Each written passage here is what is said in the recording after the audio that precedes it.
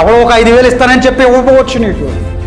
ఎవడో నీ కాసేపు ఆగిన తర్వాత ₹1,00,000 ఇస్తానంటే ఇవ్వకపోవచ్చు. కానీ దేవుడు నీకు ఏదైతే ఇస్తానన్నాడో అది ఇవ్వకుండా మానడు. దావీదు నువ్వు రాజుగా నేను చేస్తానన్నాడు, దావీదును రాజుగానే పెట్టాడు. సౌలు నువ్వు రాజుగా నేను చేస్తాను, నువ్వు గాడిదలో మేపుకునేవాడివే.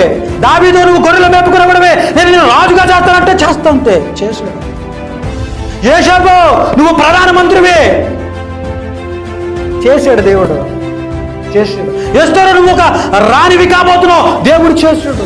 షద్రక్ మెషక్ అబేద్నెగోలారా మీరు కలెక్టర్లు కాబోతున్నారు, దేవుడు చేశాడు. ఈ రోజు ఆయన వాక్యానికి లోబడినట్లయితే సమస్త జనులందరికంటే, హల్లెలూయా, ఎవరందరికంటే ఇంటి పక్కలోడు, పొరుగింటి పక్కలోడు, ఆ పక్కలోడు, ఈ పక్కలోడు, ఎవరు పక్కలోడు కాదు, సమస్త జనులందరికంటే నేను నిన్ను హెచ్చిస్తా. నువ్వు ఈ తాళం పట్టుకోవాలా. ఈ తాళం మనం పట్టుకోకుండా ఎక్కడెక్కడో తిరిగింది.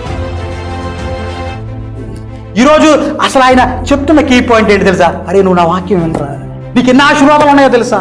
నువ్వు నా వాక్యం వింటే నువ్వు బయటికి వెళ్ళినప్పుడు, పొలంలోకి వెళ్ళినప్పుడు, నువ్వు పట్టణంలోకి వెళ్ళినప్పుడు, నీ ఇంట్లోనూ, నువ్వు బయట ఎక్కడైనా సమస్త జనులందరికంటే నా మాట ఇది. దేవుడు అంటాడు ఇది నా మాట.